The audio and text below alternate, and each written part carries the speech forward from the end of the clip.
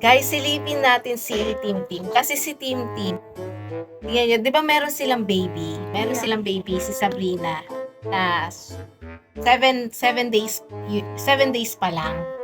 So, tignan natin kung paano niya alagaan yung kapatid niya na si Sabrina. Kasi kanina, ngayon kasi nagluluto yung nanay tatay niya ng mga, ng ulam.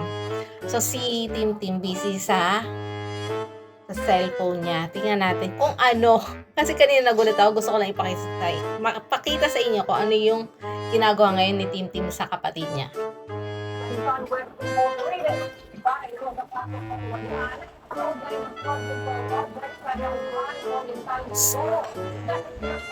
Galing ah!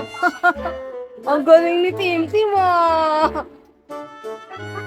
Galing niya oh! Dinuduyan niya yung kapatid niya oh. Galing ah! Appear! Appear! Paano appear natin?